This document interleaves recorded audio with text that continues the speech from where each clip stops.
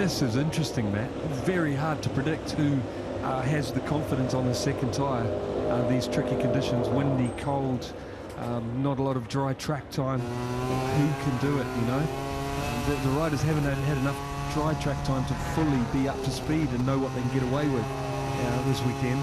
And I really like the thought, meaning most likely, of Jorge Martin, you know, doing something special.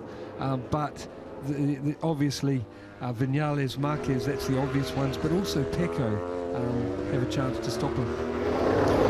Here we go then, under 5 minutes of this session remaining. All the 12 riders, well 11 of the 12 riders heading out on circuit. Unfortunately at the moment not joined by poor Fabio Di Gianantonio. We've had no updates on the Italian rider, the Pertamina Enduro VR46 racing team rider. Of course, happier memories 12 months ago for Digi when he was up on the podium here last year. This is a little bit stressful when you get delayed and everyone's out there. What it is, if you head out late, I've mentioned this before, Matt, and everyone's up to speed, it's horrible feeling like you're getting in people's way as you scrub those tyres and get up to speed. So it's no fun getting your timing wrong. Yeah, they changed his front tyre there. Is that what's been the hold up here? Yep.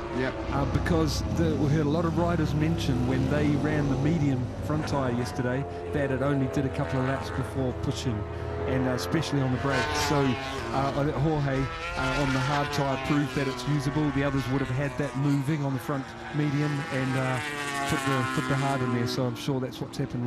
We'll let you know as soon as it comes up on our graphic.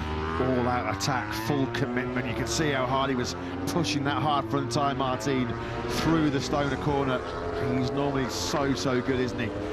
He's been the king of qualifying in Moto3, Moto2 and in MotoGP in recent years. That's Jorge Martin. He looks to wrestle back top spot. Marquez then on the charge. He's being chased by younger brother Alex Marquez and there Bastianini also keeping watching brief on the Marquez siblings. Oh, he took the front there, didn't he? Going through Lukey Heights. We saw through Stoner corner how aggressive he was being on that hard front tyre, and it just let go as he went up through turn 9. A little bit of a scare there.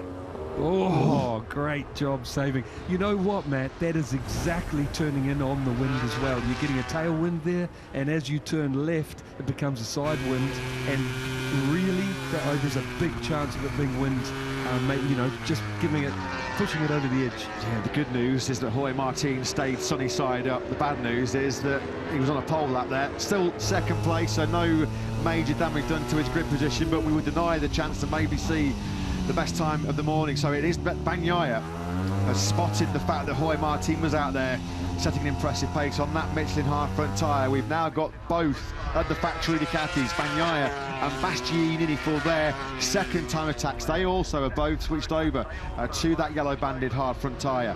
Back in the groove, here goes Martin. Yeah, is there enough left in that rear tyre to get another full lap and improve, you know? So he's on target now, but the big hard accelerations out of the last two left-handers, if that tyre's dropped off, he'll lose time there.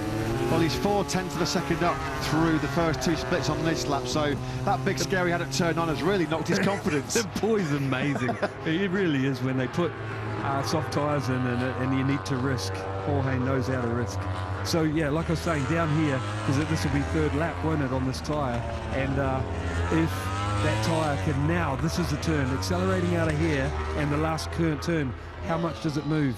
No, that's going forward really well.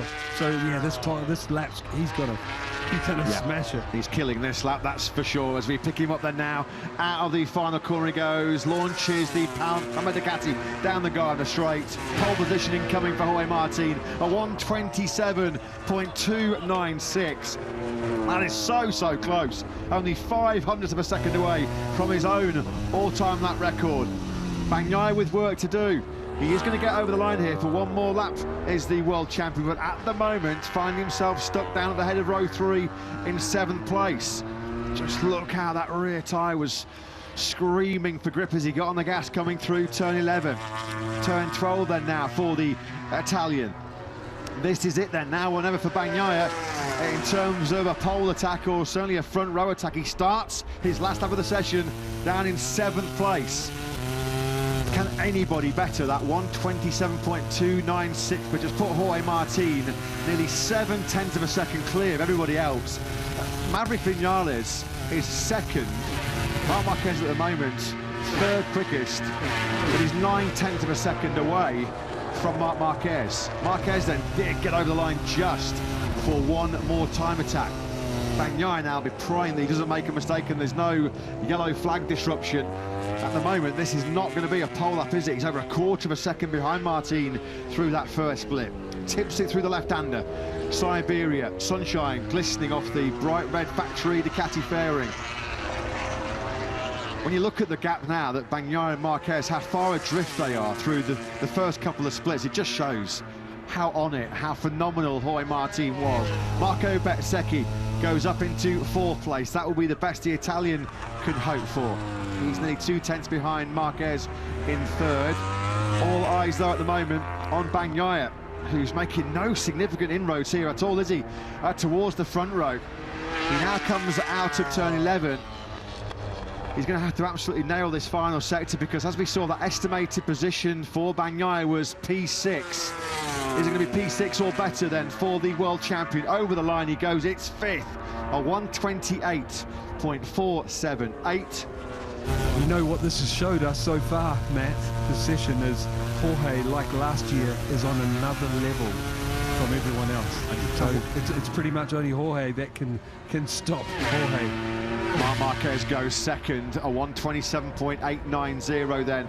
Fires the 93 up into 2nd place, and what it shows as well, Simon, is it was an absolute masterstroke by Jorge to start on that hard front tyre. He was the only rider to start that session thinking, yeah, the hard front will be the front tyre that I need to set a pole lap. Which takes some bravery when it's 10 degrees colder than, you know, earlier days, so that's scary.